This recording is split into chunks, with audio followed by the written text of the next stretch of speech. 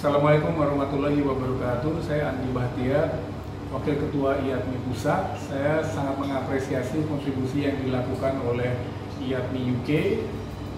Luar biasa sekali. Kepada peserta sharing session ini, gunakan kesempatan baik ini untuk meningkatkan kompetensi, karena kompetensi dan pengalaman adalah aspek yang penting dalam mendapatkan pekerjaan atau pindah pekerjaan.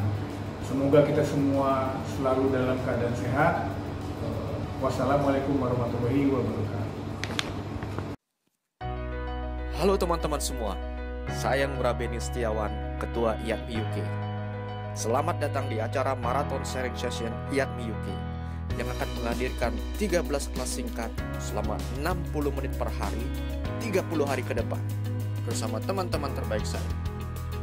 IATMI UK berupaya memberikan yang terbaik untuk kita semua. Jadi mari manfaatkan kesempatan ini untuk menjalin kerjasama, bersinergi, dan berkolaborasi untuk Indonesia. Selamat berdiskusi, tetap sehat, dan selalu jaga kesehatan. Salam sinergi, IATMI UK.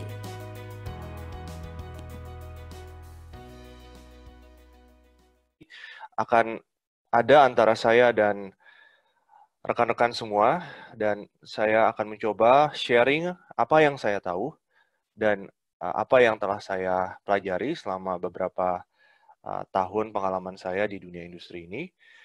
Tapi pada akhirnya kita semua belajar, dan saya berharap di akhir dari slides ini kita bisa one step more than 1 hour before. So without further ado, saya mulai sessions kita pagi hari ini.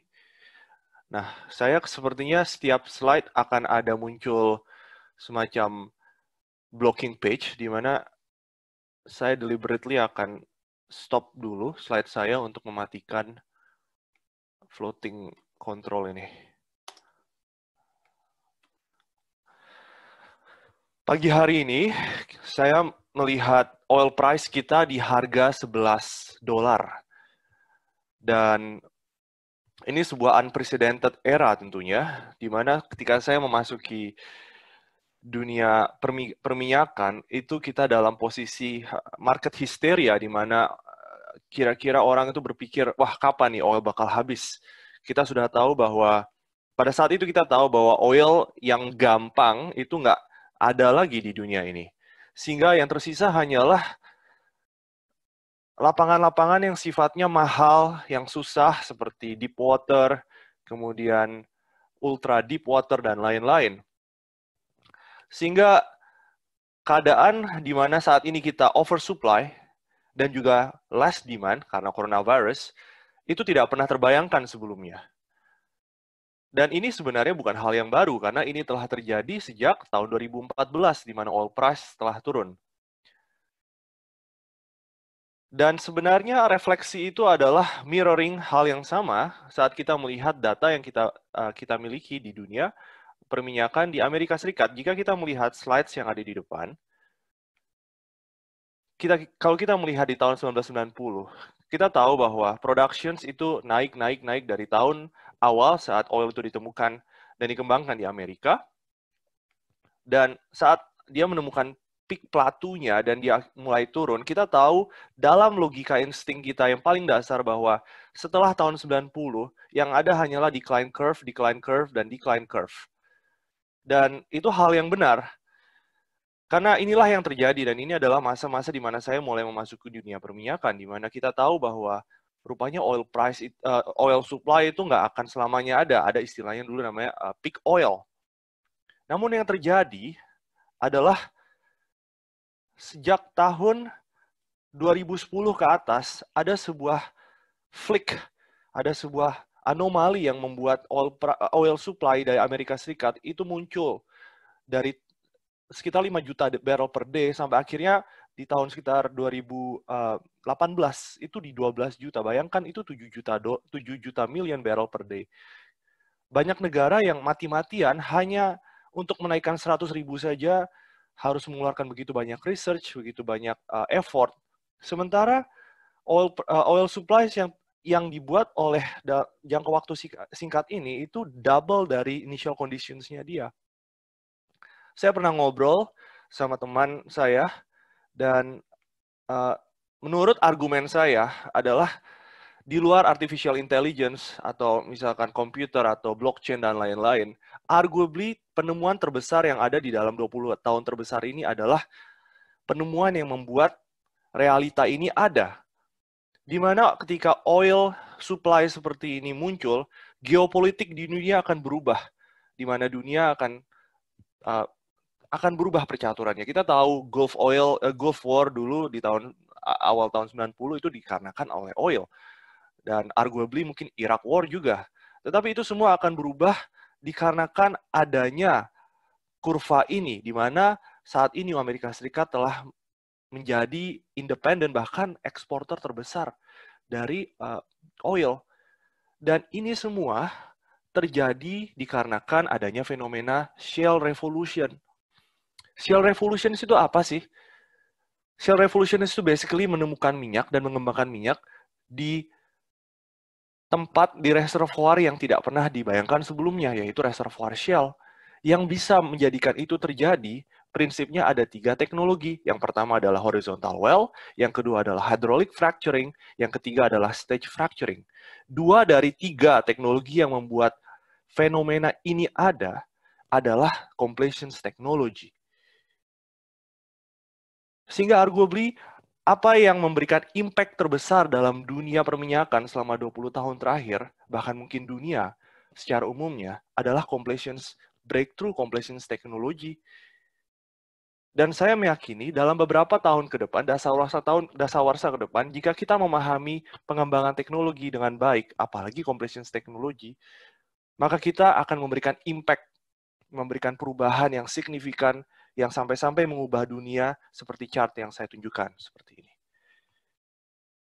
Dalam 30 menit ke depan, saya berharap kita setidaknya bisa memahami prinsip-prinsip dasar dari completions. Objektif dari sessions kita pada pagi hari ini adalah, saya berharap pada akhir sessions ini kita at least bisa mengidentifikasi elemen-elemen yang menjadi pemikiran saat kita membuat strategi completions. Yang kedua, kita tahu prinsip beroperations dari completions yang esensial. Yang ketiga adalah kita paham apa artinya atau apa thought process di balik nodal analysis. Yang keempat, saya berharap kita memahami advantage dan constraint dari completions multiple reservoir unit. Dan yang terakhir adalah memahami dari dasar-dasar advanced completions dan aplikasinya. Saya tahu ini adalah objektif yang cukup ambisius, tetapi kenapa tidak? Dan dalam interaksi kita selama mungkin 1 jam ke depan, saya berharap kita semua bisa mengkalibrasi diskusi kita supaya kita bisa memahami dan mencapai objektif kita bersama ini. Outline saya pada pagi hari ini basically ada 4. Saya akan memberikan introductions. Kedua adalah basic dari completions equipment. Ketiga adalah designing the right completions. Yang terakhir adalah modern well completions yang saat ini sedang hot di seluruh dunia. Dimulai dari introductions. Apa sih definisi completions? Begitu banyak ya definisinya. Saya ambil dari salah satu sumber aja. Intinya completions itu adalah interface antara reservoir dan productions. Antara reservoir dan surface. Seperti sedotan prinsipnya. Ketika kita menyedot sesuatu, straw atau sedotan itu sendiri adalah tubing, di mana sedotan itu harus didesain supaya dalam 20 tahun reservoir itu beroperasi, segala antisipasi hal-hal yang ada di dalamnya bisa tercapai dengan baik. Di dalam proses instalasi completions, kita akan dealing dengan banyak komponen di dalam production tubing itu sendiri, supaya well yang telah di-drill dan well yang akan di-productions akan beroperasi dengan baik. Dalam chartnya di buku BLRB 2009, Well Completions Design, Completions Engineer ditaruh di tengah, di mana dia akan berinteraksi dengan begitu banyak orang, begitu banyak divisi, shareholder. Ini bukan untuk menunjukkan bahwa Completions Engineer adalah yang terpenting dari semua divisi ini, tetapi sekadar hanya mengatakan bahwa arguably dari semua divisi-divisi yang ada di dalam operator, dalam produksi migas, Completions Engineer adalah divisi yang berinteraksi paling banyak dengan berbagai macam pihak, mulai dari reservoir, drilling, geologis, manajemen, dan terutama service company. Dan kenapa? Saya akan jelaskan kelak. Kalau istilah bahasa Inggrisnya completions engineer has to be a jack of all trades, ya. Harus tahu sedikit dari banyak hal. Dan ada diskusi bahwa subscience dari mengangkat minyak dari bawah sampai ke atas itu kira-kira ada 64. Mulai dari chemistry, geologi, sampai ke mechanical, petroleum, dan lain-lain. Sehingga untuk bisa mencapai tujuan ini dengan baik, maka kita harus tahu sedikit dari 64 subscience itu. Jadi kita harus bisa, sebagai completions engineer, kita harus bisa memahami banyak hal prinsipnya. Basic dari completions equipment ada di slide ini. Tentunya ini sangat generik dan bisa saja berbeda, tapi prinsip-prinsipnya adalah yang tertera di depan. Di mana mulai dari atas sampai ke bawah ada Christmas tree, ada wellhead, ada safety valve, ada side pocket mandrel, ada sliding door, ada seal assembly, packer, nipple, perforated joint, nipple, dan wireline re-entry. Dimulai dari atas di Christmas tree. Christmas tree yang kalau teman-teman bisa lihat slide saya, itu di sebelah kanan Christmas tree dan wellhead. Di mana Christmas tree itu prinsipnya adalah mengizinkan komunikasi antara injections dan productions, mengizinkan komunikasi juga antara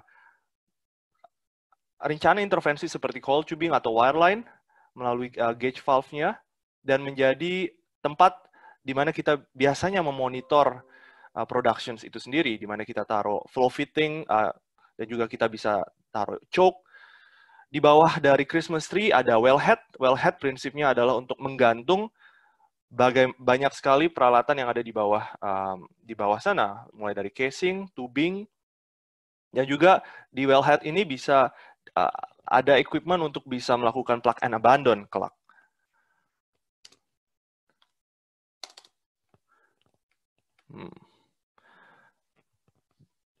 Di bawah wellhead, hal pertama yang biasanya kita lihat itu adalah safety valve. Safety valve secara generally itu sudah menjadi sebuah kewajiban untuk ada di setiap completion saat ini. Tujuan safety valve apa? Seperti namanya, self-explanatory, itu adalah memberikan safety. Safety untuk apa? Safety jika tiba-tiba well kita itu ditabrak sama truk kalau di onshore, atau tiba-tiba dibom seperti kejadian di Gulf, saat Gulf War, ada semacam mekanisme yang mengizinkan productions kita itu tertutup.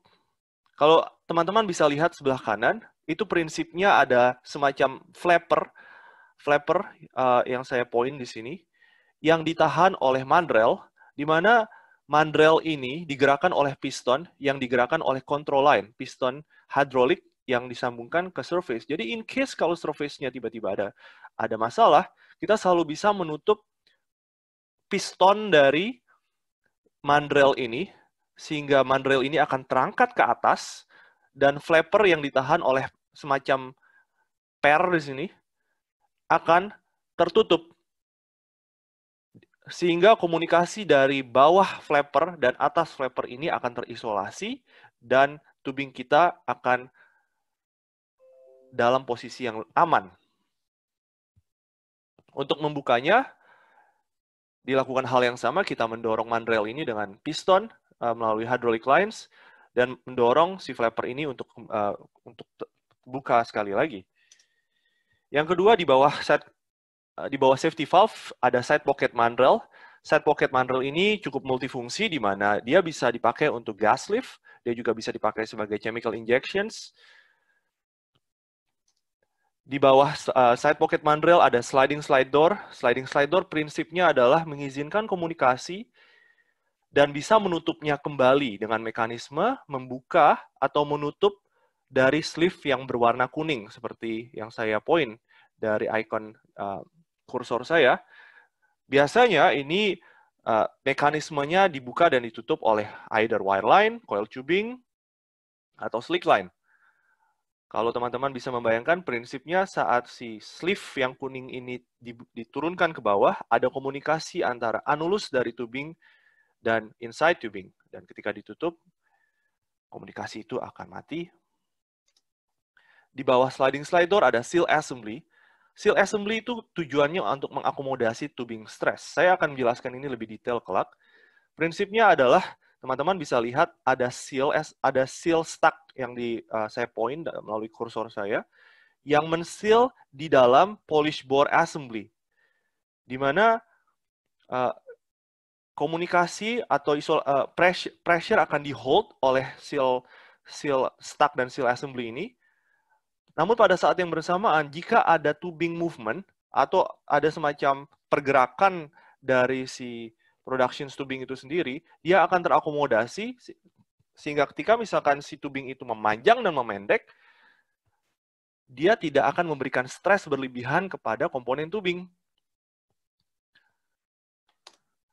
Di bawah seal assembly biasanya ada packer, dan gambar di sebelah kanan ini prinsipnya adalah packer sampai ke wireline re-entry guide.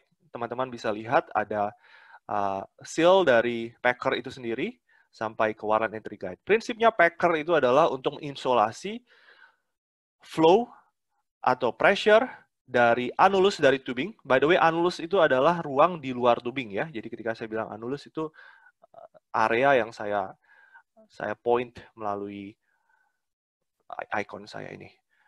Jadi si packer ini mengisolasi dari bawah ke atas atau dari atas ke bawah. Di bawah packer, by the way di packer itu sendiri juga ada semacam mekanisme, selain mekanisme seal, juga ada mekanisme grip, di mana grip dari packer ini akan mencengkram ke dalam ID atau inside diameter dari casing di mana si packer ini diset. Di bawah packer ada beberapa peralatan yang bisa dibilang dalam terminologinya biasanya dibilang tail, di mana tail ini terkonstitute oleh biasanya ada nipple, perforated pipe, dan wireline entry guide. Nipple itu apa? Nipple itu juga akan sering muncul terminologinya di dunia completions. Nipple itu prinsipnya multifungsi. Ada semacam profile, ada semacam ID yang berbeda dengan ID completions secara general di sini. Tujuannya either bisa menggantung gauge, bisa untuk sebagai untuk men-seal plug kalau mau running wireline, atau misalkan juga untuk perforated nipple sebagai tempat untuk mengizinkan komunikasi. Nipple posisinya nggak cuma di bawah ya, bisa juga di atas. Sering orang bisa bilang juga di safety valve itu ada nipple dan mereka bilang safety valve nipple. Di bawah nipple yang saya tunjukkan di sini ada wireline entry guide. Tujuannya apa? Itu untuk memuluskan, membuat mudah jika ada proses operations wireline yang di running dari dalam tubing keluar. Bayangkan ketika sebuah wireline turun dan melewati poin ini, ketika dia ditarik lagi, dia butuh untuk di-guide, sehingga dia tidak akan merasakan stres yang berlebihan. Itu prinsip-prinsip utamanya. Nah, secara struktur, completions itu biasanya dibagi jadi dua. Teman-teman akan, ketika masuk dunia migas, akan sering mendengar istilah upper completions dan lower completions. Prinsip dari pembagian ini itu adalah untuk mengakomodasi dari tubing movement. Tubing movement itu apa sih? Tubing movement itu adalah fenomena di mana tubing atau completions equipment akan memanjang dan memendek dikarenakan beberapa force, beberapa elemen gaya, seperti piston effect. Piston effect itu apa sih? Piston effect itu adalah saat kita men-set packer atau si packer yang seal-nya yang hitam seperti saya point di sini mendapatkan gaya, penampang area yang dirasakan oleh packer ini akan tentunya menjadi sebuah perpanjangan atau pemendekan dari si completions ini tersendiri. Sehingga si tubing ini akan merasakan stres. Yang kedua adalah buckling effect. Apa sih buckling effect? Buckling effect itu adalah, bayangkan ketika teman-teman mengulurkan tali ke bawah. Tali itu akan muter-muter kan? Dan itulah yang terjadi ketika kita masukkan tubing ke dalam, misalkan 10.000 feet, 10.000 meter bahkan sekarang, kedalaman sumur. Di bawah itu, completions kita itu semuanya muter-muter. Dan ketika dia muter-muter di bawah, saya kurang tahu bahasa teknisnya apa, muter-muter. Buckling itu akan memberikan gaya yang akan bisa pada threshold tertentu bisa membuat tubing ini fail. Sehingga kita harus memastikan bahwa tubing movement dikarenakan buckling effect ini terakomodasi. Yang ketiga yang signifikan adalah temperature. Reservoir kita adalah reservoir yang panas. Atau misalkan dalam konteks injections, dia akan memendek.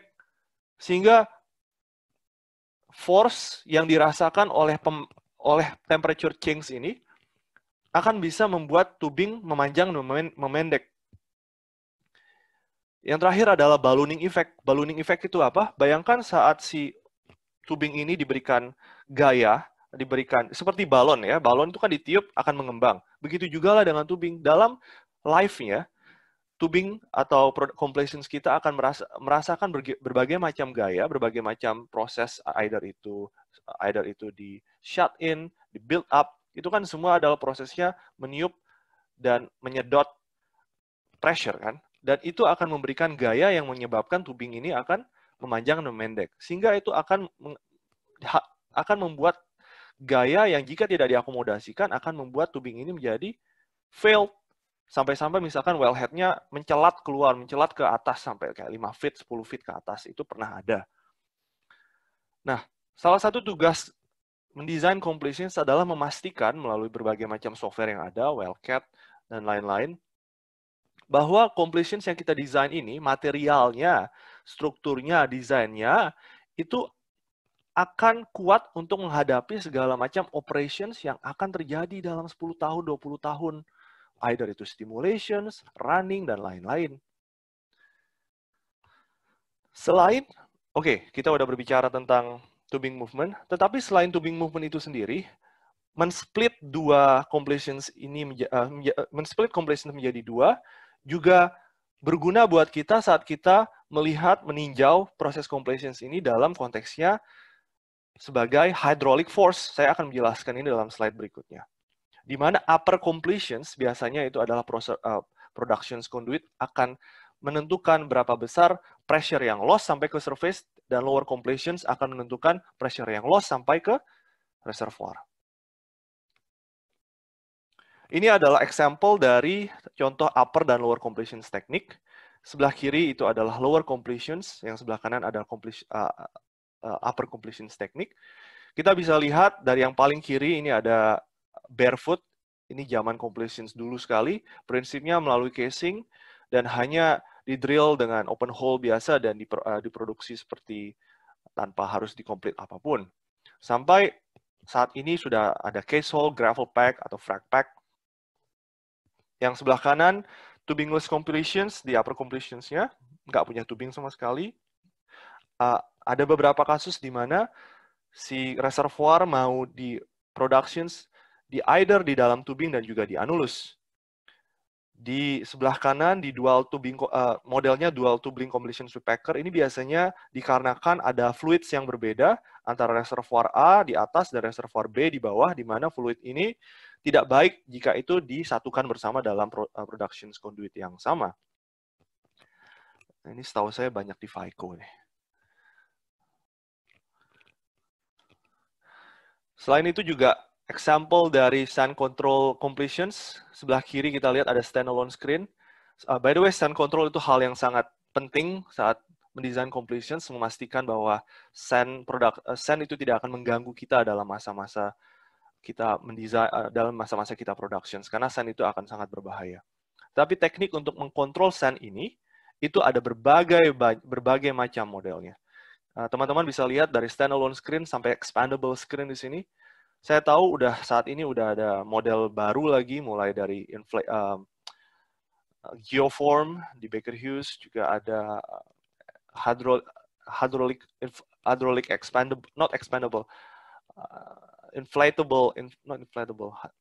Prinsipnya hydraulic actuated screen, di mana screen-nya itu akan langsung bersinggungan dengan si sunface tanpa harus merusak material dari si device itu sendiri. Ya, jadi teknologi itu selalu berkembang ya. Oke.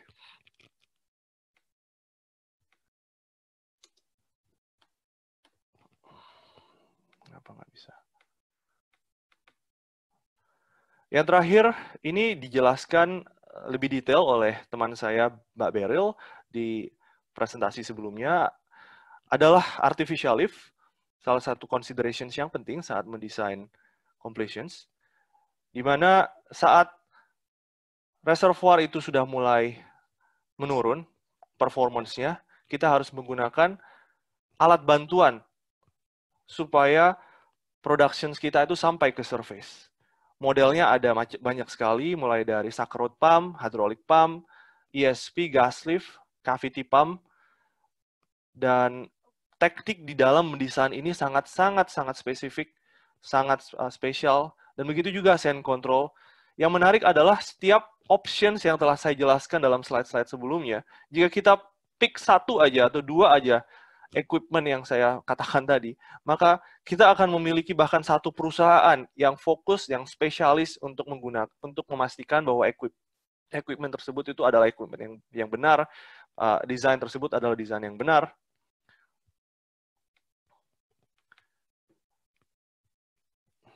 Oke, kita udah berbicara tentang completions equipment. Nah, dari semua options yang tadi, kita punya A sampai Z. Yang paling benar tuh yang seperti apa sih? Mulai dari frac pack sampai ke ESP, cavity pump, mungkin horizontal well, dan lain-lain. Bagaimana sih desain completion yang benar? Itu pertanyaannya kan.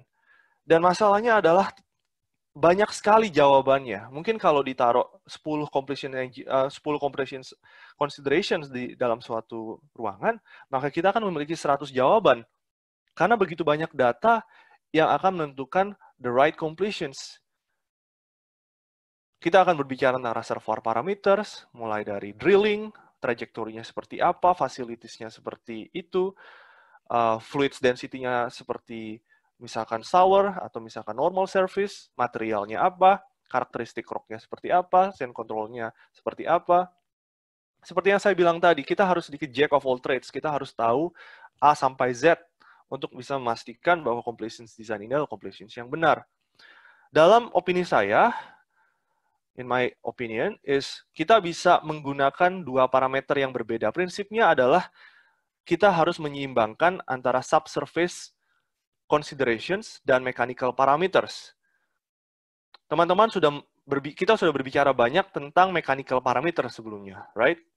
Di mana saya menjelaskan tentang safety valve, sand control, teknologi artificial lift, tentunya itu semua ada mechanical parameter di belakangnya. Dan setiap desain itu membutuhkan spesialis, membutuhkan orang yang betul-betul tahu mulai dari sekrupnya sampai ke di mana dia dibuat, o-ring yang tepat seperti apa. Nah, untuk saya terus terang nggak bisa menjelaskan itu lebih detail karena itu begitu banyak aspek di dalamnya, tetapi at least dalam 15 menit ke depan saya berharap kita bisa touch sedikit tentang considerations dari subsurface justifications di balik setiap completions design itu sendiri. Jadi sessions kita untuk sections ini akan berbicara sedikit lebih detail tentang reservoir aspek di belakang completions design itu sendiri. Kita selalu mulai saat mendesain completions itu dari field development-nya. Saat kita diberikan sebuah model, saat JNG udah selesai dengan proses static modeling-nya, kita akan memiliki sebuah model, di mana dalam model ini kita akan mendesain sumur yang tepat itu seperti apa. Ingat, pada saat kita membuat sebuah project development strategy, kita akan berbicara tentang sebuah perjanjian, right? Nah, perjanjiannya itu biasanya di dalam proses generiknya dijelaskan seperti grafik sebelah kanan. X-axis adalah time, ini productions, ini adalah tipikal sekali bagaimana proyek itu berlangsung. Kita akan mulai build up dari 0 sampai ke sebuah plateau rate. Kita akan berusaha mati-matian mempertahankan plateau rate ini, dan sampai ke titik tertentu, si reservoir itu akan mulai kehilangan pressure, mulai kehilangan oil, dan yang terjadi adalah decline curve. Saat mendesain completions, kita selalu menggunakan konsep ini dibalik dalam desain kita. Kita harus memastikan bahwa completions kita akan menjadi kontributor dari suksesnya perjanjian ini. Dan considerations-nya contohnya seperti misalkan saat reservoir pressure itu decline dan water itu muncul, air itu muncul, maka kita mungkin harus mengaktifkan artificial lift, gas lift kita, supaya kita bisa mengangkat minyak itu ke atas. Atau mungkin saat water itu kita tahu air itu tidak terhindarkan, air itu akan memberikan semacam perubahan tekanan capillary pressure di antara sand phase yang kita hadapi, maka kita akan menemukan sand control, dan masuklah desain sand control itu. Tetapi prinsip dasarnya adalah kita harus memulai dari asset development strategi. Kita harus memastikan bahwa aset yang kita sedang kembangkan adalah aset yang berhasil melalui completions kita. Ini contoh dari salah satu project yang saya terlibat. Saya telah manufacture data yang kira-kira tidak memberikan data yang sebenarnya, tetapi representative enough. Bisa dilihat pilihan dari kiri sampai kanan. Salah satu yang penting adalah pemilihan completions design. Contohnya adalah misalkan di option 1 ini adalah multilateral well, atau misalkan di project ini adalah satu water injectant dan oil producer. Ini menunjukkan hanya horizontal well, 2 horizontal well di sini. Ini adalah contoh salah satu decisions yang harus dibuat oleh manajemen saat mengambil keputusan. Oh, kita pakai multilateral well aja. Oh, atau kita pakai horizontal well. Pada akhirnya adalah berbicara tentang uang. Dan desain dari completions itu akan menentukan project dari strategi itu sendiri. Completion selections juga akan menggovern inflow dan vertical lift performance dari fluids, di mana kita lihat dari display ini ada horizontal well, dan ini adalah thin oil, dan di atasnya ada gas. Horizontal well akan memastikan bahwa influx management dari si reservoir ini akan berlangsung. Juga saat telah masuk ke dalam tubing, bagaimana prosesnya dari bawah sampai ke atas. Saya akan jelaskan ini dalam aspek nodal analisis di beberapa slide ke depan. Komponen pressure dari bawah sampai ke atas itu sangat beragam. Kita bisa lihat di sini, saat si oil itu masuk dari reservoir di bawah, dia sudah merasakan delta P dari reservoir, atau perubahan tekanan dari reservoir sampai ke sun phase. Kemudian dari bawah ke atas, dia akan melalui berbagai macam completions yang telah kita desain, seperti safety valve, nipple, dan lain-lain, sampai akhirnya dia harus merasakan pressure yang ada di separator. Nah, delta pressure ini semua harus kita masukkan dalam pemikiran kita saat kita mendesain completions. Salah satu teknik yang paling sering digunakan dalam desain ini adalah nodal analysis. Nodal analysis itu adalah, mungkin teman-teman yang dari perminyakan sudah sering paham ya, memastikan bahwa dalam node yang kita pakai, kita akan melihat berapa productions dari completions design yang kita telah pilih. Sebagai contoh nih, components dari nodal analysis itu biasa ada 2. Yang pertama adalah IPR, yang kedua adalah outflow atau vertical performance dari atas ke bawah. Biru di sini adalah performance dari reservoir itu sendiri. Sementara hijau, oranye, dan kuning adalah performance dari tubing selections yang telah kita miliki. Kita lihat, jika kita memilih tubing 4 inch, 5 inch, dan 6 inch, maka productions kita itu akan berbeda. Kalau di tubing 4 inch, kita akan memiliki sekitar 600 meter kubik per day. Kalau kita 6 inch, kita akan memiliki 2000 meter kubik per day of oil, obviously. Dan ini akan menentukan tentunya productions kita. Selain itu juga, nodal analysis biasanya digunakan untuk melihat performance dari reservoir ke depannya. Katakanlah misalkan reservoir itu akan kehilangan pressure dalam 10 tahun. Merah di sini adalah initial reservoir pressure, di mana dia akan turun pressure-nya sampai ke misalkan 268 bar. Penurunan ini tentunya akan membuat tubing selections yang kita miliki di awal, 5 inch, yang tadinya berproduksi di sekitar 1.700, dan saat reservoir itu turun di 268, dia tidak akan berproduksi lagi. Karena lihat, tidak ada titik singgung antara biru dan hitam. Sementara di awal ada. Dan saat ini kita akan menemukan bahwa sumur kita tidak berproduksi lagi. Disinilah kita menggunakan konsep namanya gas lift, di mana gas lift itu akan mengubah, again, upper completion production conduit kita, supaya delta P atau pressure loss dari bawah ke atas dikurangi, sehingga saat ini kita akan memiliki productions yang ada. Bayangkan sebelumnya kita tidak memiliki titik singgung antara hitam dan biru. Setelah kita injeksi gas lift, kita akan memiliki titik singgung antara biru dan lifting performance yang baru. Selain itu juga ada inflow modifications oleh horizontal well. Nah, horizontal well itu hubungannya sama lower completions. Kalau teman-teman ingat slide saya sebelumnya, lower completions itu adalah bagian bawah dari completions. Di mana yang kita modifikasi dari horizontal well ini adalah IPR, adalah yang IPR itu dari performance dari si reservoirnya itu sendiri. Kalau kita punya horizontal wells, katakan 500 feet panjang ya, maka dalam contoh ini kita akan memiliki production sebesar 1.700 meter kubik per day. Tetapi kalau jika kita panjangkan horizontal well kita di 5.000 feet, kita akan memiliki production hampir 2.200 di sini.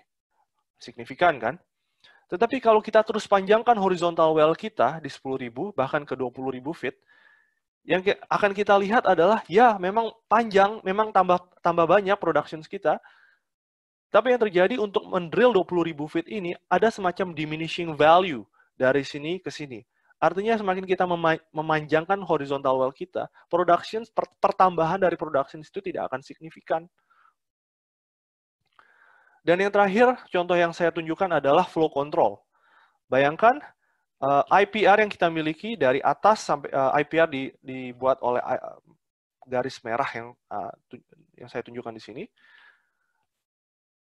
Itu malah dikurangin oleh adanya flow control, oleh adanya completions design kita. Ini contoh dari salah satu ICV yang saya desain di sini, inflow control valve, di mana ada posisi-posisi yang membuat IPR kita berkurang. Kenapa?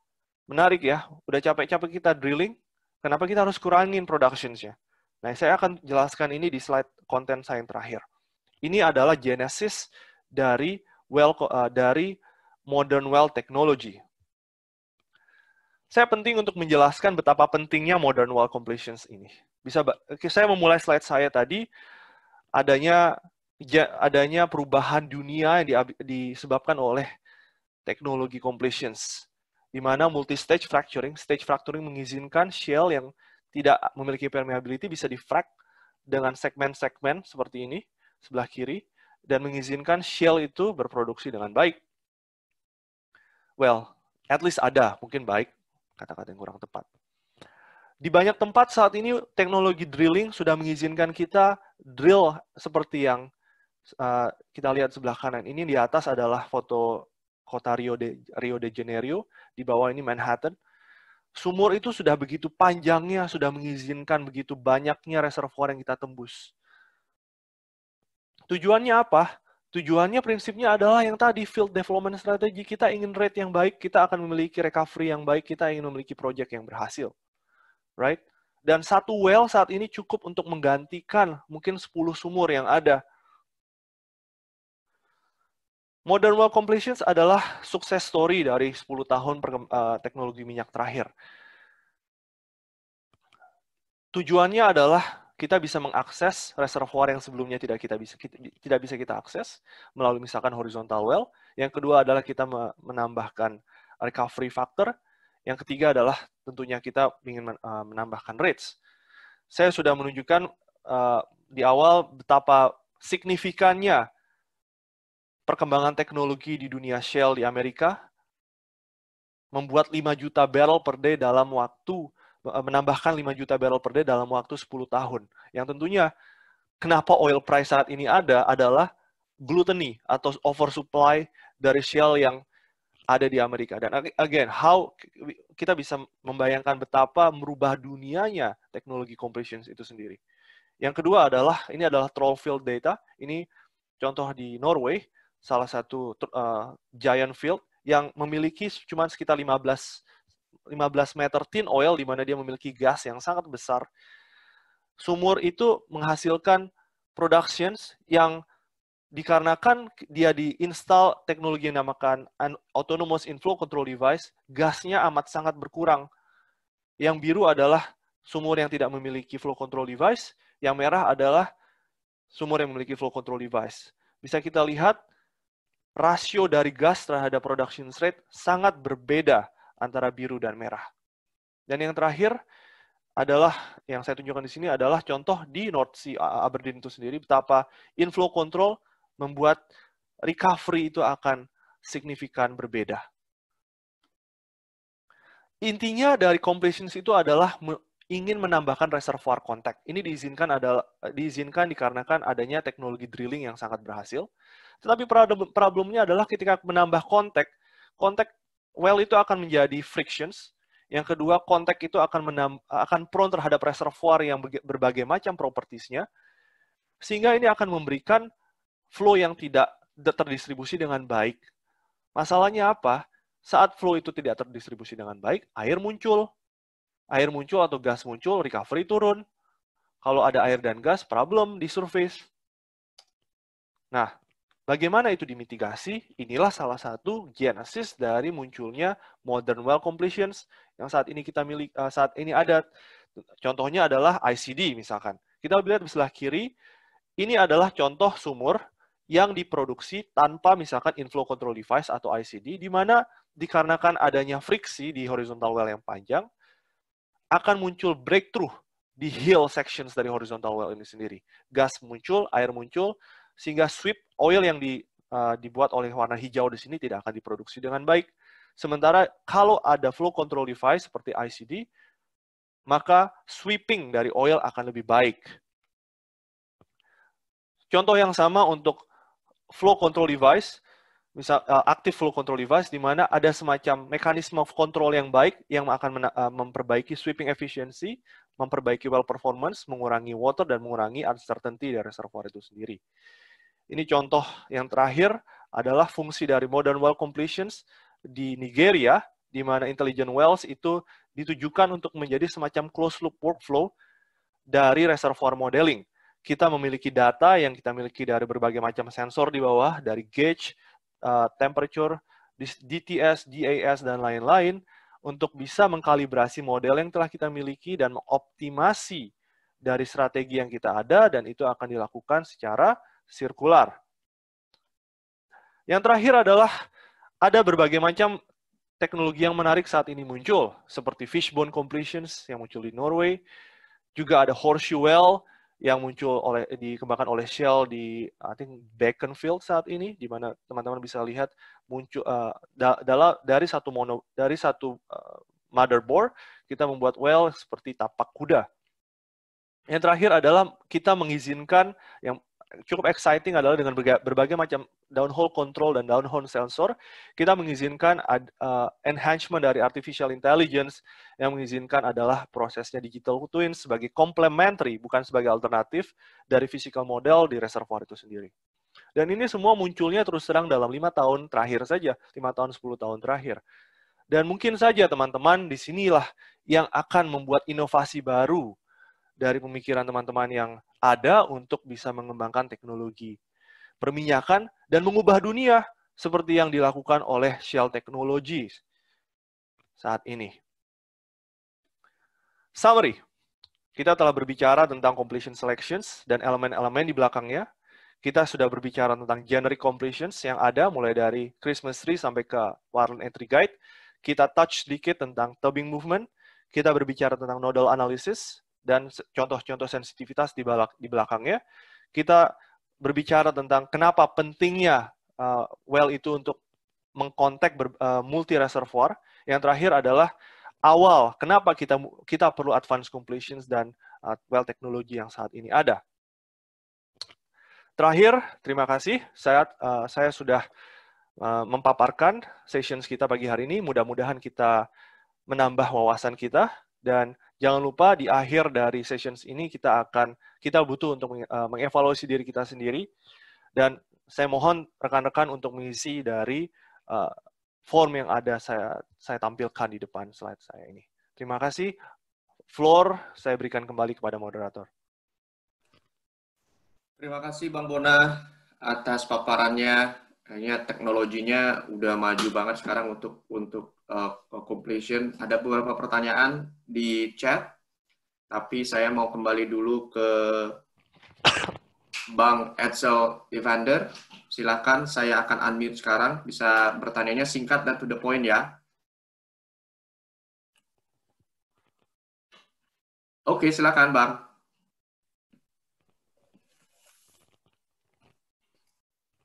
Bang Edsel. Halo? Ya, silakan lanjut. Oke, makasih Mas Benny. Selamat siang, waktu Indonesia Tengah. Mas Bona, saya mau tanya. Saya mau tanya nih ada dua sebenarnya basically. Yang pertama, kenapa beberapa pengalaman saya itu, kan kita udah install di lower completion itu ada seperti gravel pack atau screen gitu untuk menghalangi sand masuk ke upper completion kita ya. Tapi kenapa masih kadang-kadang bisa kita temukan ada sand yang masuk ke dalam ESP kita gitu. Itu kira-kira problemnya di lower completion-nya apa gitu ya, yang sering muncul gitu.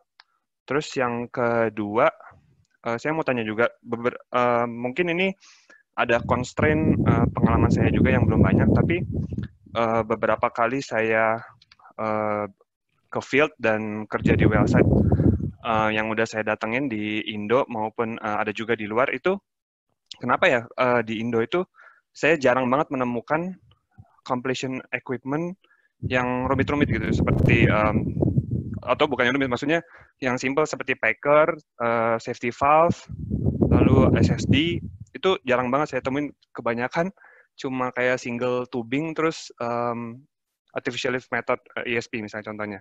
Itu mungkin contohnya seperti di lapangan Minas, lalu ada juga di Sanga-Sanga, dan di AC3 di daerah Jawa gitu ya.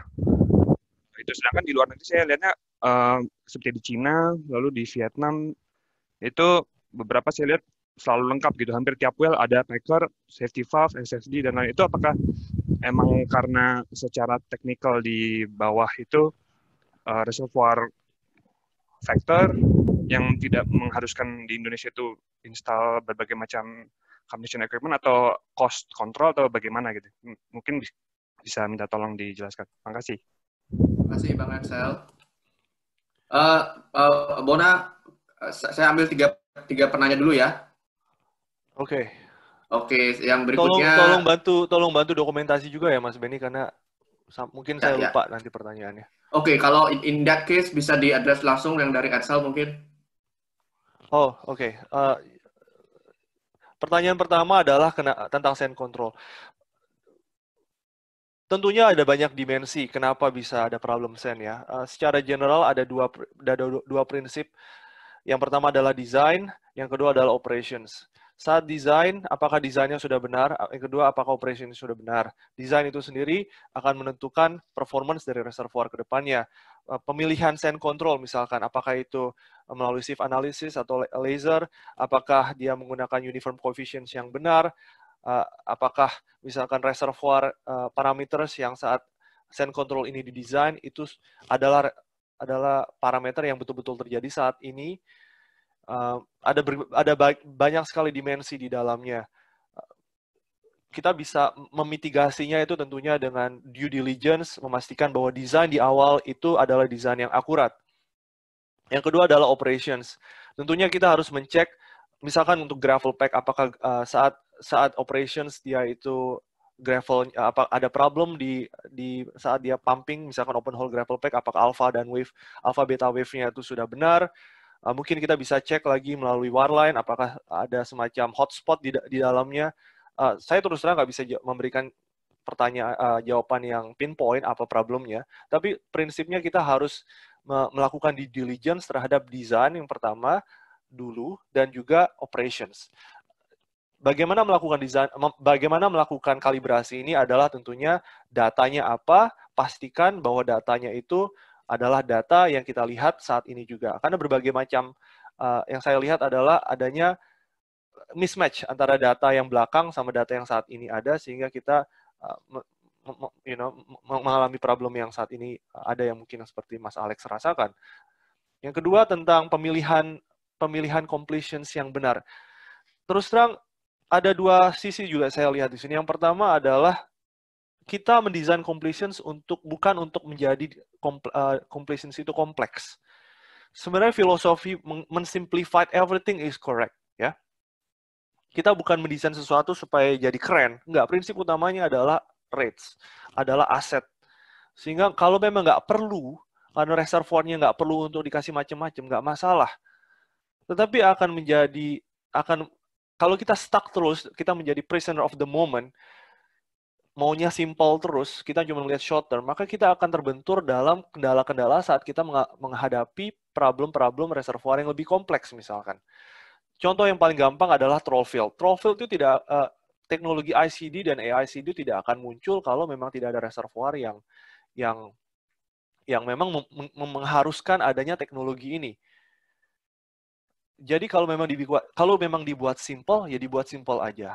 Yang kedua, problemnya adalah saya sering melihat tak kenal maka tak sayang. Kebanyakan orang itu punya problem ketika memahami sesuatu yang belum pernah mereka dengar sebelumnya. At the end of the day, mereka harus bertanggung jawab kan terhadap desain mereka. Sehingga ketika mereka tidak memahami bahwa completions ini memang completions yang baik, maka ada semacam ada tembok kognitif wall untuk mengatakan bahwa teknologi ini adalah teknologi yang baik. Sehingga ada pentingnya ada edukasi yang penting sebelum mengambil decisions itu. Dan memang saya terus terang melihat ini juga waktu saya masih di Indonesia, ada banyak sekali problem ketika, wah ini nanti gagal, ini ntar gagal. Well, nggak juga loh. Kalau misalkan gagal, ya kita harus lihat kenapa gagalnya. Kita harus memahami bahwa konsep kegagalan itu juga adalah sesuatu yang menjadi bagian learning point untuk kedepannya. Jadi ada semacam cultural issue juga di sini yang membuat kenapa completions misalkan di Norway atau di tempat-tempat yang lain itu ada advancement-nya lebih baik karena kemauan mereka untuk mengambil resiko dan belajar dari misalkan kalau ada kegagalan itu sendiri. Pada akhirnya di garis finish mereka akan memiliki performance yang lebih baik.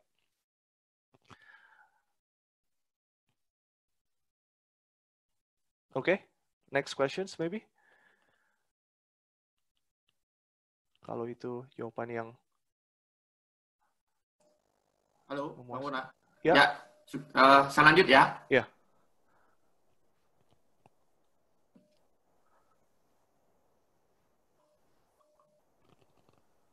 Halo Bang Bona, saya lanjut ke Mas Ewi. Kayaknya dari UAE nih. Silakan Mas Ewi. Halo, bisa dengar? Ya, silakan Mas. Silakan, bisa. Makasih, selamat pagi dan selamat siang buat semuanya. Assalamualaikum warahmatullahi wabarakatuh. Mas Bona, terima kasih, sangat menarik presentasinya. Pengalaman saya di Black Sea untuk multiple stage fracturing. Pengalaman cuma desain, tapi Mas Bona tadi masukin presentasi di Shell. Pertanyaan yang pertama adalah ada perbedaan yang sangat signifikan terhadap completion equipment yang digunakan antara sandstone dengan Shell untuk yang multi-state fracturing. Terus yang kedua tadi menarik mengenai fishbone drilling, itu fish-nya itu yang kecil-kecil itu di drill melalui tubing atau dari casingnya itu sendiri, atau mekanismenya seperti apa ya Mas? Mungkin ada informasi yang lebih lanjut mengenai mungkin ada paper yang bisa di-share untuk hal itu. Terima kasih. Terima kasih Mas Ewi. Bang Bona, do you want to take that? Ya, Mas Ewi, kalau prinsip antara sand dan shell itu ketika berbicara tentang equipment-nya, tidak signifikan. Yang dilihat adalah performance dari apa yang akan dilakukan terhadap reservoir itu sendiri. Secara general, sand control itu nggak dilakukan ya di carbonate, tetapi saya pernah gravel pack misalkan di carbonate atau shell, di mana yang mau dihentikan itu fine migration, sehingga shift dari si screen itu akan berbeda. Saya nggak tahu fracturing yang Mas yang lakukan ini ada propannya atau enggak.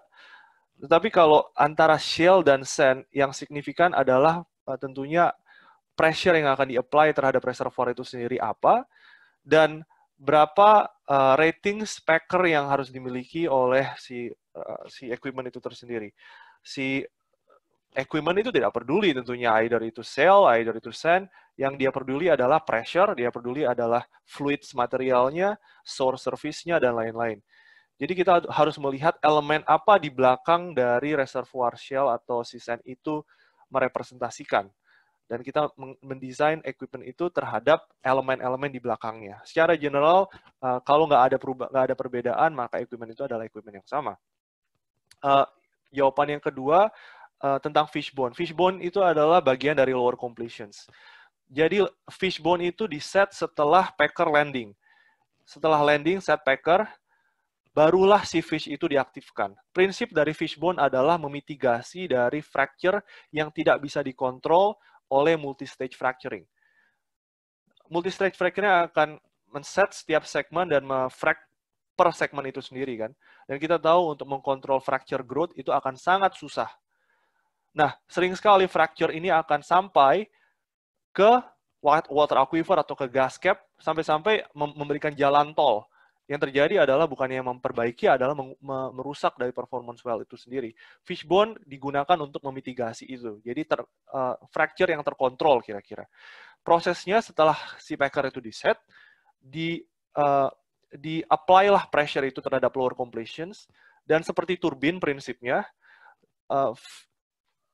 fish-nya, bone-nya itu akan keluar setelah packer di-set dan akan menembus sand face setelah sekitar mungkin sekitar 3 jam operation sekitar itu kalau nggak salah. Tapi berbeda-beda ya operationsnya. Tapi prinsipnya setelah completions itu di-set oleh hydraulic.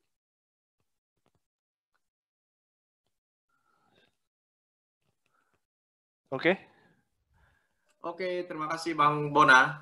Saya lanjutkan ke Mas Muhammad Renaldi. Silakan Mas Muhammad. Halo, selamat siang waktu Indonesia, Mas Bona. Saya Muhammad Renaldi dari mahasiswa PMK Migas ingin bertanya. Pertama itu tadi Mas Bona lebih menjelaskan terkait kompresi di sumur minyak. Nah, yang saya ingin tanyakan, apa perbedaan yang signifikan antara kompresi yang kita lakukan di sumur minyak dan di sumur gas? Itu soal yang pertama. Terus yang kedua, ini mungkin agak seperti case yang saya dapatkan di WMO. Jadi terjadi stuck di SSD kemarin, Mas. Nah, itu sudah di jar, sudah di wireline juga tidak bisa stuck to open kebetulan SSD-nya. Nah, itu lebih baiknya supaya kita kebetulan di formasi paling bawah sumur itu kan mau di-milling dari dalam tubing.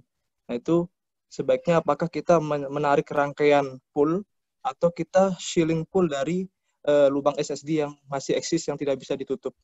Mungkin itu dari saya, Mas Bona. Terima kasih.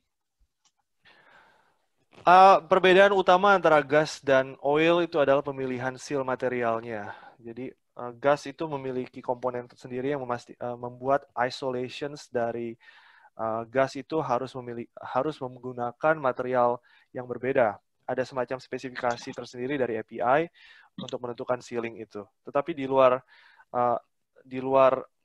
itu prinsipnya mungkin ada juga tentang fluida yang terkandung di dalamnya. Apakah gas itu sour surface atau tidak misalkan. Kalau gas itu sour surface, maka kita harus melihat materi yang berbeda. Tapi prinsipnya itu. Yang kedua adalah SSD yang nggak bisa terbuka ya. Ini sangat operational jawabannya, Mas. Saya nggak pernah bisa menjawab. Saya pernah kejadian ini. Asumsi pertama biasanya karena kotor ya. Karena kotor ada problem di mandrelnya. Biasanya di jetting dulu supaya bersih, kemudian baru dicoba dimainkan lagi, either itu pakai stickeran atau pakai cold tubing. Saya nggak bisa berikan jawaban yang tepat untuk itu. Itu sangat operational constraint. Jadi dalam proses phishing itu kita akan melihat apa sih kira-kira operation parameter yang ada, dan kita mengambil keputusan as per what the details yang ada di dalamnya. Tapi prinsip utamanya saat saya mendengar sesuatu itu nggak bisa kebuka, bisa tutup, itu adalah karena kotor ya. Tapi itu sangat general. Oke, terima kasih Bang Bona. Saya mau ke chat dulu ya, ada beberapa pertanyaan yang kayaknya sudah dijawab sama Mas Anton Suteja, teman kita juga dari UK. Tapi kalau boleh Bang Bona bisa elaborasi sedikit, bisa dijelaskan nggak pertama itu konsiderasi, ada pertanyaan tentang SPF, shot per foot. Apa sih yang menjadi dasar penentuan apakah itu 4 shot per foot atau 6 shot per foot? Bisa dijelaskan secara dasar alasannya apa. Kemudian yang kedua tentang ICD, tentang inflow control devices. Faktor apa yang diperhatikan saat kita menggunakan ICD? ICD itu sebetulnya apa? Bisa dijelaskan nggak Bang Bona secara dasar dua hal itu, SPF dan ICD? SPF itu karena tentunya ujung-ujungnya adalah performance dari si inflow itu harus diperbaiki oleh si SPF. Jadi kita harus melihat sensitivity SPF itu harus memberikan performance dari inflow yang lebih baik. Jadi kita harus melihat, oke, SPF-nya sekian akan memberikan misalkan estimasi sekian tertentu dan lain-lain. Jadi ujung-ujungnya adalah pada nodal analisis SPF ini akan memberikan either itu performance yang lebih baik atau enggak. Di luar itu mungkin juga ada operations constraint yang harus dispesifikan terhadap provider-providernya, either itu sangat operational constraints.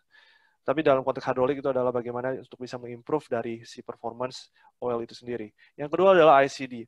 ICD adalah inflow control device. Itu adalah passive control.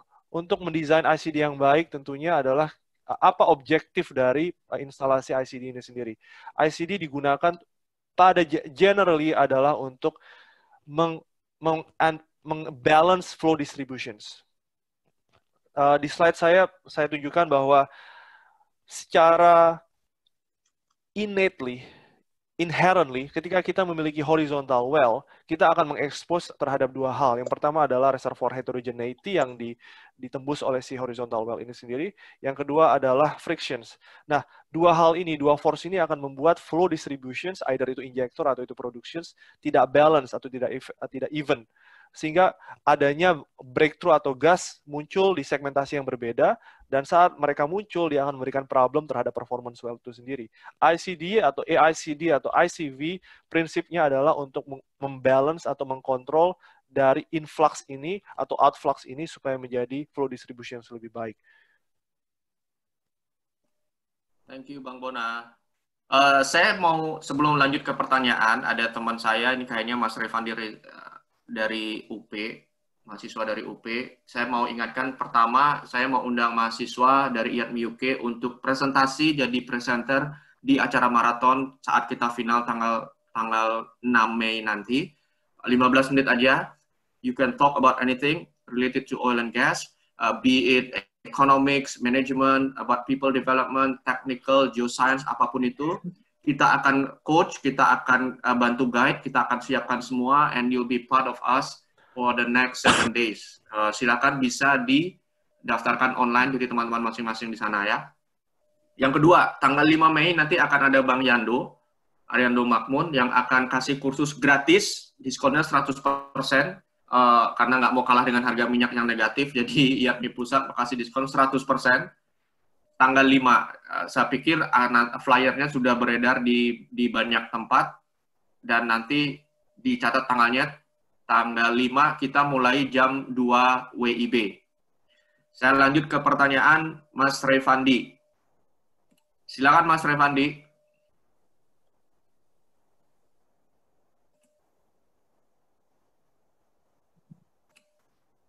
Ya, biar saya yang unmute, Mas.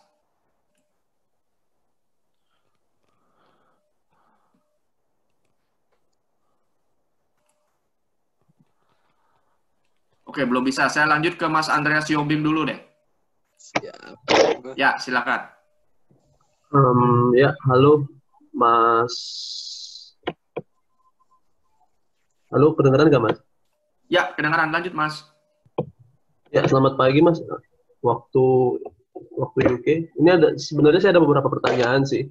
Yang pertama itu soal completion pada multi layer Mas. Jadi misalkan kita punya 2 layer nih, itu sebaiknya kita sekat dua-duanya atau kita produksikan salah satu aja.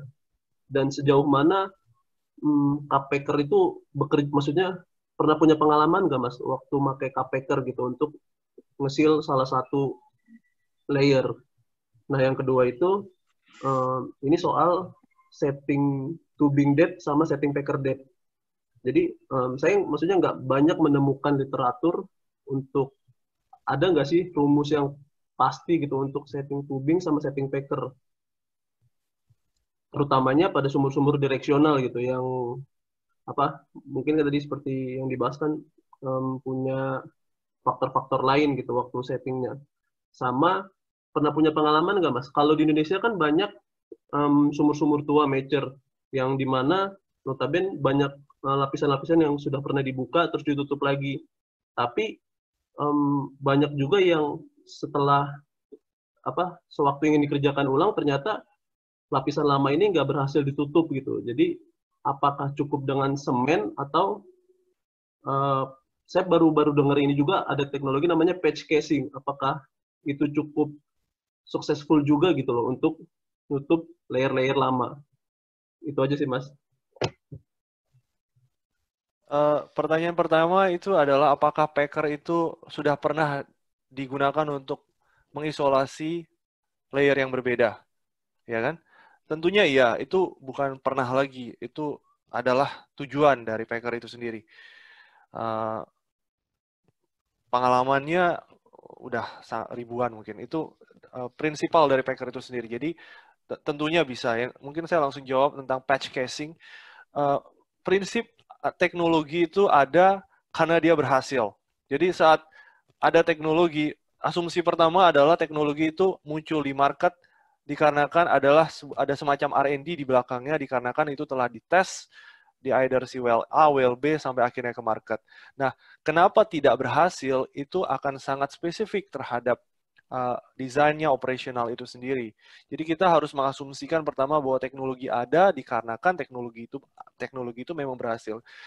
Patch casing yang gagal itu kenapa ada? Tentunya ada banyak sekali jawaban di belakangnya. Mungkin saat dia di set ada parameter yang tidak benar, mungkin saat didesain sekali lagi mungkin memang tidak pada rating pressure yang seharusnya. Tapi prinsipnya casing patch ini buat saya pribadi adalah sebuah mitigasi yang seharusnya tidak perlu ada. Karena kalau misalkan sudah didesain dengan baik, maka patch casing ini nggak perlu ada. Kita bisa desain itu di awal dengan adanya misalkan sliding sleeve untuk menutup si zona yang ingin ditutup itu tadi, atau melalui misalkan ada banyak sekali model. Tapi prinsipnya adalah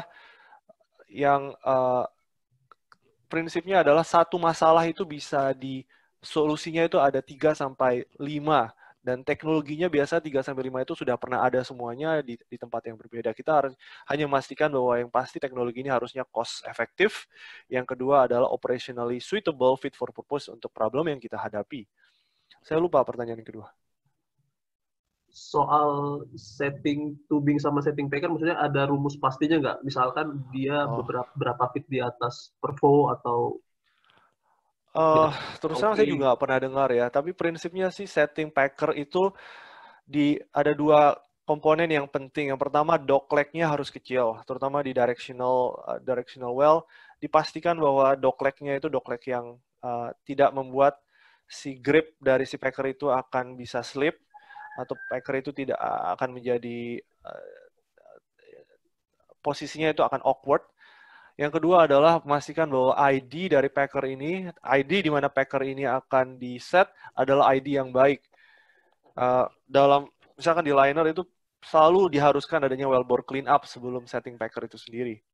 Di open hole contohnya, saya pernah menemukan packer itu fail karena memang si open hole di mana si packer ini di-set rupanya udah rontok. Yang awalnya dari 8, misalkan dari 8,5 udah rontok. Sehingga ID dari si ID dari lubang di mana open hole packer ini akan di-set itu bukan ID yang suitable lagi buat si packer ini mengembang. So prinsip utamanya nggak ada, prinsip rumusnya nggak ada, tapi considerations utamanya yang saya tahu itu dua hal yang tadi. Oke, Mas. Ya, makasih banyak, Mas. Oke, selain itu juga, ya, Mas, satu lagi itu, kalau misalkan di casing, pastikan jangan di join ya. Karena ID yang terbaik itu adalah ID yang mulus, jadi selalu memastikan bahwa tidak di antara join tubing itu sendiri. Oke, saya mau kembali lagi ke Mas Revandi. Coba saya unmute ya. Silakan Mas Revandi. Terima kasih, Bi. Mohon maaf sebelumnya tadi ada masalah koneksi. Jadi, saya mau nanya, dulu pernah dengar istilah yang namanya tubingless compression. Nah, tapi saya nggak tahu terlalu detail. Ketika itu saya masih awal-awal tahun perkuliahan. Nah, itu kira-kira kapan ya dipakainya dan mekanismenya seperti apa? Soalnya kan seperti yang tahu, tubing itu untuk mengalirkan hidrokarbon dari reservoir ke surface. Cuman kalau nggak ada tubingnya itu bagaimana ya? Terima kasih. Makasih, silakan Mas. Bang Bona. Prinsipnya itu adalah kalau nggak ada tubing kan ada casing. Jadi tetap ada tubular di dalamnya. Tubing itu sendiri tujuannya di awal yang tadi saya bilang memastikan bahwa tempatnya completions lah prinsipnya. ID dari tubing sendiri itu adalah pengecilan dari casing, right?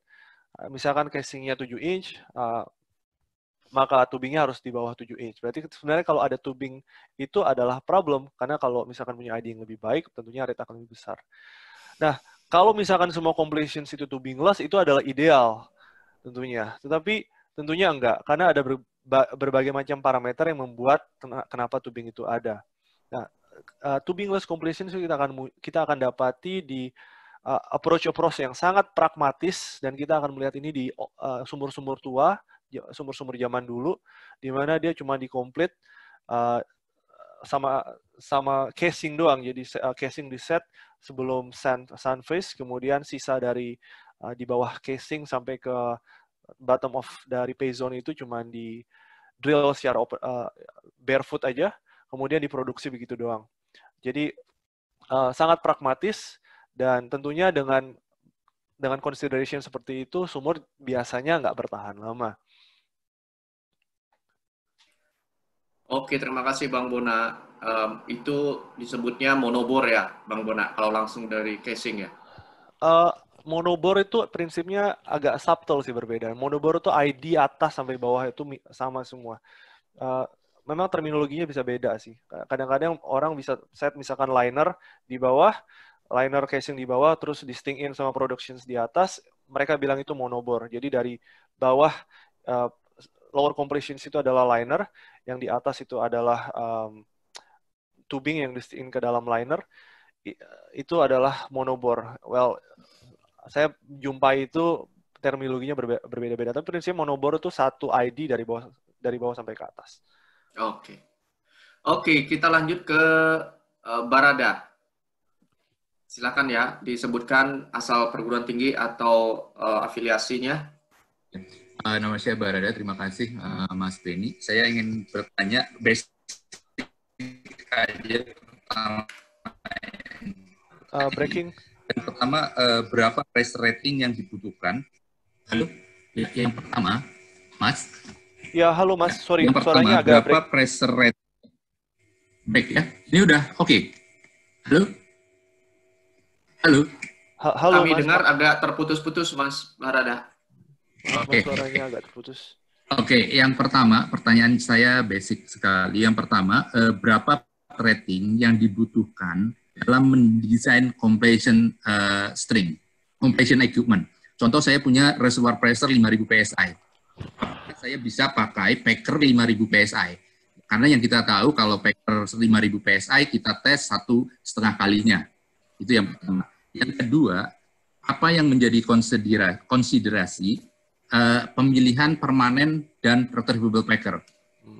Kalau umpamanya kayak kita menggunakan retrievable packer, tapi di tengah jalan ternyata kita harus lakukan sabut packer karena ada bocor atau packernya bocor.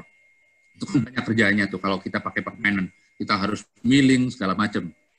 Itu yang apa sih konsiderasinya? Apa yang membuat retrievable packer lebih advantage daripada permanen packer? Kemudian yang terakhir mengenai ICD atau smart compression. Apakah ini applicable di vertical well? Kemudian dari sisi keekonomiannya gimana? Itu Mas pertanyaannya. Terima kasih. Oke, terima kasih pertanyaannya Mas. Saya jawab dari yang pertama, apakah bagaimana menentukan rating dari packer itu? Penentuan rating dari packer itu prinsipnya harus holistik. Jadi kita harus memahami apa yang akan terjadi dalam sumur ini sampai akhir sumur ini ditutup. Misalkan sumur ini akan misalkan reservoirnya misalkan 3.000 PSI, tetapi dia ingin distimulasi oleh misalkan frac yang sampai 5.000 sampai ke 7.000 PSI, who knows, right? Nah, kita harus memahami apa pressure yang akan dialami oleh si packer ini dan memastikan bahwa rating pressure dari packer ini di atas dari segala operation yang sudah di envisage yang terjadi dalam sumur ini. Yang kedua adalah pemilihan antara hidrolik dan permanen. Prinsip utamanya adalah hidrolik itu didesain untuk bisa dicabut dalam, eventually. Yang menjadi considerations biasanya utamanya adalah rig cost tentunya. Kalau kita mau milling packer, kita harus bawa rig.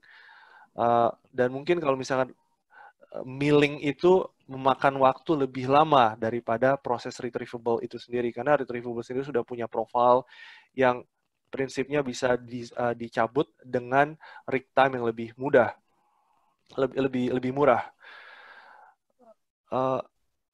Yang terakhir, apakah ICD cocok untuk vertikal?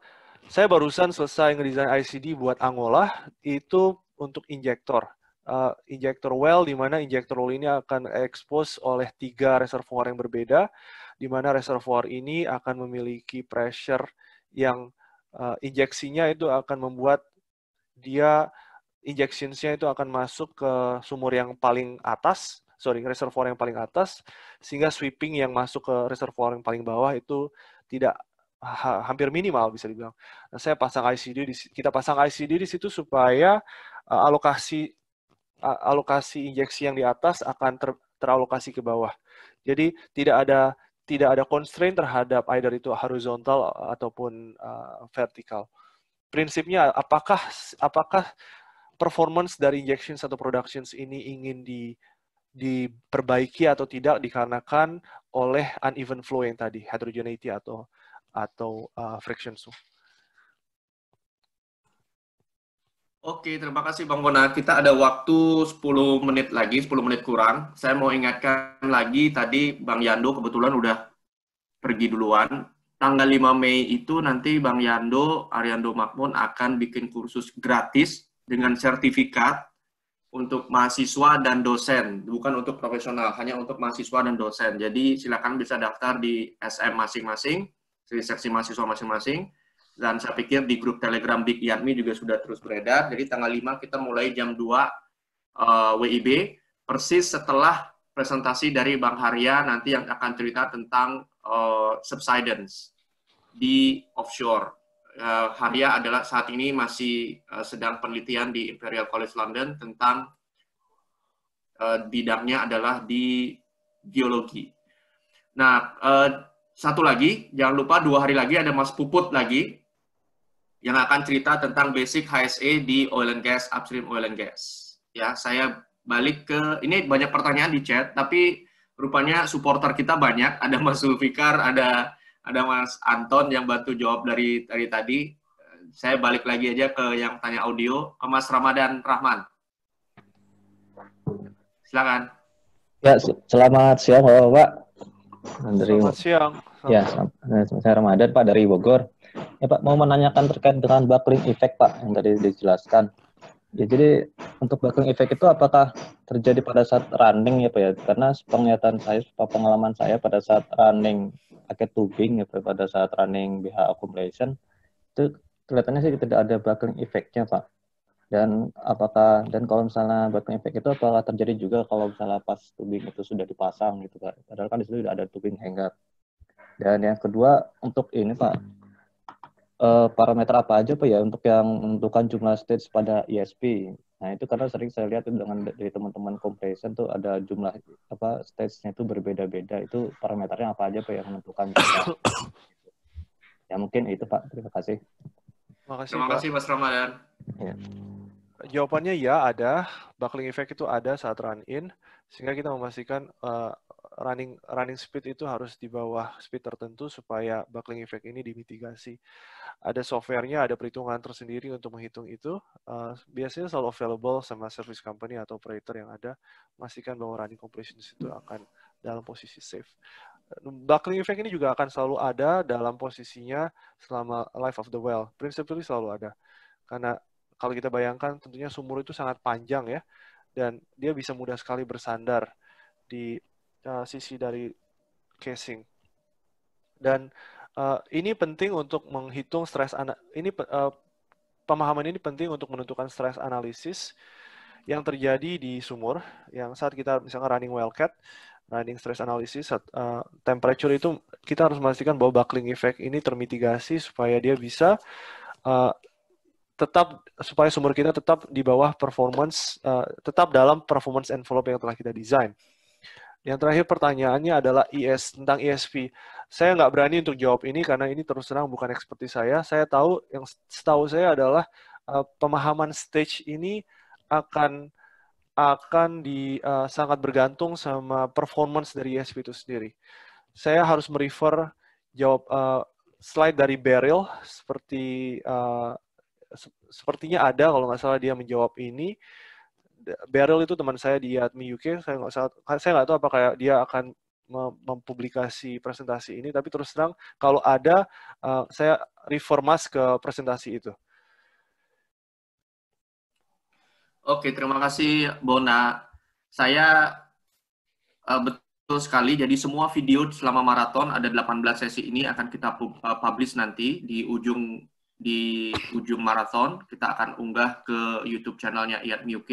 Dan semua presentasi juga akan kita siapkan dan kita bagikan gratis dalam bentuk e-book yang nanti akan kita collect semua dari semua pembicara di masing-masing topik. So don't worry kalau teman-teman misalkan baru join di tengah atau merasa pingin punya slide-nya. Semua akan kita kasih nanti secara gratis, kita distribusikan lewat semua channel-channel yang IATMI UK punya.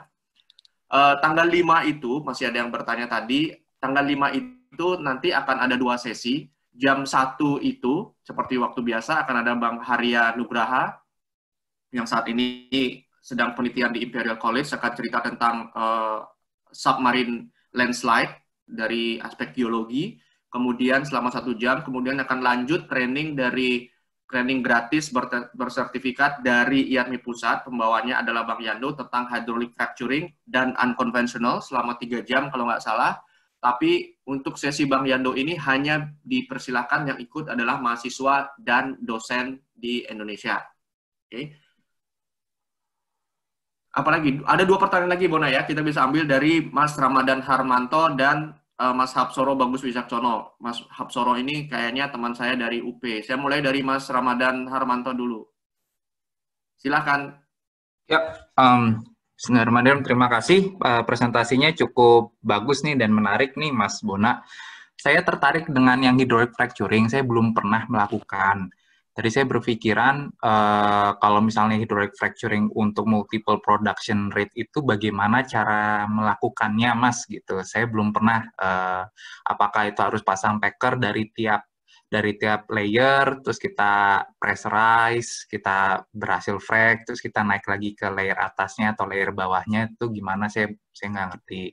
Terus kemudian kedua, untuk sumur dengan multiple layer product, multilateral well, itu bagaimana cara kita mencegah adanya pressure yang apa ya, yang masuk ke zona yang lain, Mas, gitu. Terima kasih, Mas. Kesempatannya. Assalamualaikum. Waalaikumsalam. Waalaikumsalam, Mas. Terima kasih buat pertanyaannya. Pertanyaan yang baik. Multi-stage fracturing itu, setahu saya pionirnya itu Packer Plus ya.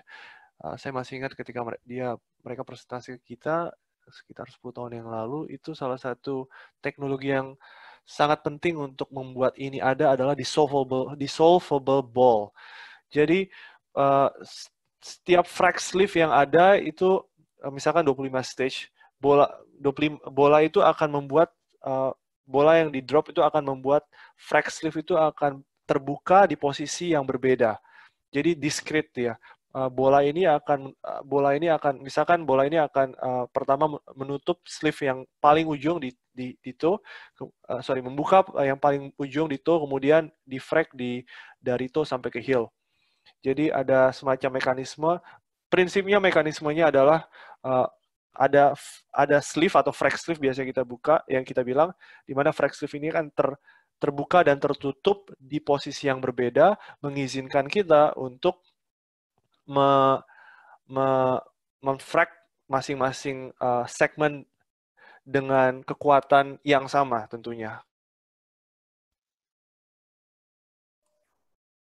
Terima kasih Bona untuk jawabannya. Yang terakhir ya Bona untuk hari ini, untuk sesi kali ini, saya mau undang Mas Hapsoro Wicaksono. Silakan Mas. Dia akan. Baik, selamat siang. Terima kasih Bu Beni dan Mas Bona. Jadi pertanyaan saya, perkenalkan nama saya Hapsoro dari Universitas Pertamina. Untuk pertanyaan saya terkait packer fluid. Jadi yang saya ingin tanyakan ini, bagaimana sih untuk melakukan desain packer fluid ini seperti apa? Kan kita tahu bahwa kalau drilling fluid atau mat itu, kita tahu kita harus mengencounter segala drilling hazard yang ada, seperti ada S2S content, atau mungkin buat instability dan segala macam itu. Nah, untuk packer fluid ini, apakah ada konsiderasi khusus seperti S2S gitu, atau bagaimana gitu Mas Bona? Terima kasih. Oh ada Mas, tentunya. Saat mendesain completions, fluid parameters itu sangat penting untuk memastikan bahwa completions material yang kita specs untuk completions kita itu adalah material yang tepat tentunya. Dan terus terang material ini akan membuat harga itu akan berbeda sekali. Inconel sama misalkan cast iron itu akan signifikan sekali berbeda ya, harganya. Jadi jawabannya ya tentunya fluida analysis itu hal yang esensial saat mendesain completions. Yang kedua mungkin jawaban yang dari pertanyaan yang sebelumnya sebenarnya tentang multilateral well, bagaimana mencegah cross flow.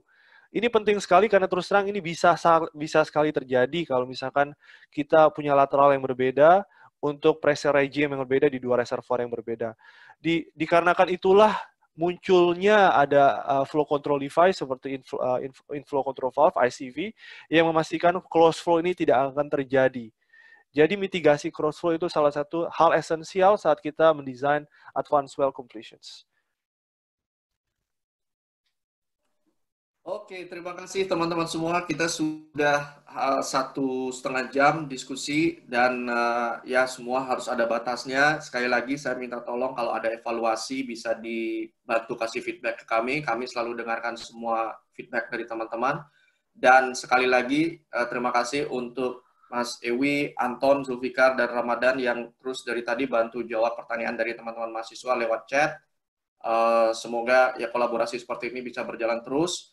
Dan saya mau ingatkan lagi untuk teman-teman mahasiswa, kami IATMI UK undang teman-teman untuk jadi salah satu presenter nanti di penghujung acara maraton ini tanggal 6 Mei, jadi teman-teman bisa punya waktu 1 minggu untuk bekerja dengan IATMI UK, mempersiapkan semua. Kami akan kasih guidance, kami akan coach teman-teman mahasiswa, bisa daftar. Sejauh ini yang daftar sudah banyak, dan dari universitas yang beragam, ada dari ITB, Trisakti, UPN Veteran yang termasuk paling banyak, ada dari UIR, Universitas Proklamasi, UP juga yang paling banyak, ada Akamigas Palembang, Balongan, dan UNER juga ada, UGM, UNPAD, UI, ITERA, STT Migas Balikpapan, dan ITS. Jadi kami masih tunggu, kita akan pilih 1 orang, sejauh ini kita masih berpikir untuk pilih 1 orang yang akan kita kasih kesempatan 15 menit. Hadiahnya ada hadiah spesial dari IATMI UK yang akan dikirim nanti. Yang kedua adalah kita akan kasih sertifikat sebagai pembicara resmi dari IATMI UK. Yang ketiga adalah video teman-teman juga akan kita upload nanti di YouTube channel bersamaan dengan video maraton yang lainnya, termasuk slide dari teman-teman juga akan kita masukkan ke dalam e-book yang akan kita rilis sebagai bagian dari maraton ini. Bang Bona, ada closing remarks? 1 minute. Sure. Saya buka presentasi saya dengan impact yang terjadi di all industri kita dikarenakan revolusi teknologi dari completions yang terjadi di Amerika Serikat. Dan saya meyakini dalam 10 tahun ke depan kita akan menemukan teknologi-teknologi baru yang impactful, yang akan mengubah dunia di dalam domain teknologi ini. Jadi saya sangat menganjurkan jika teman-teman yang ingin menspesialisasikan dirinya di bidang completions, berpikir inovatif, berpikir sangat terbuka, open-minded terhadap teknologi-teknologi baru yang ada di dunia ini, dan selalu belajar. Karena siapanya, nah mungkin dari ide teman-teman yang ada, teman-teman kuliah di sini bisa belajar dari berbagai macam model. Mungkin dari ide teman-teman lah yang akan mengubah dunia melalui teknologi teman-teman yang teman-teman bisa inovasikan. Closing remark saya adalah terus belajar. Terima kasih, terus belajar. Kita Steve Jobs selalu bilang keep stupid, selalu keep passionate, keep being stupid, selalu mau belajar dan open minded terhadap berbagai macam hal yang ada di dunia ini. Terima kasih untuk kesempatannya. Selamat pagi dan have a great week. Terima kasih Bang Bona. Sampai ketemu semua 2 hari lagi bersama Mas Puput untuk bahas tentang HSE. Masih di jam yang sama, jam 1 siang. Sampai ketemu.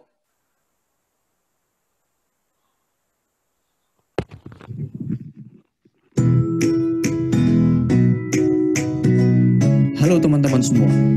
Terima kasih telah mengikuti diskusi hari ini sampai selesai. Semoga teman-teman bisa mendapat manfaat dari acara hari ini. IATMI UK akan mengirimkan survei evaluasi setelah acara ini. Jadi kami mohon saran dan juga kritik untuk perbaikan di masa depan. Terima kasih dan sampai jumpa di sesi maraton berikutnya. Tetap sehat dan jaga kesehatan. Salam sinergi IATMI UK.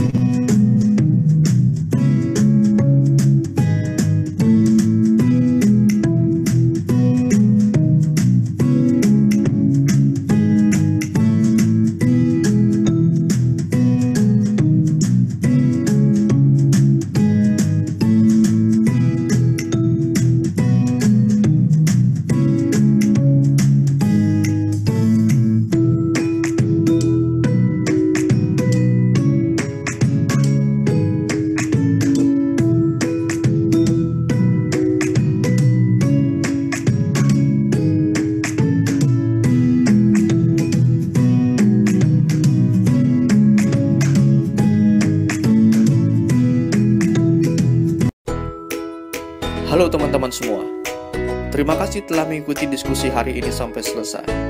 Semoga teman-teman bisa mendapat manfaat dari acara hari ini. IATMI UK akan mengirimkan survei evaluasi setelah acara ini. Jadi kami mohon saran dan juga kritik untuk perbaikan di masa depan. Terima kasih dan sampai jumpa di sesi maraton berikutnya. Tetap sehat dan jaga kesehatan. Salam sinergi IATMI UK.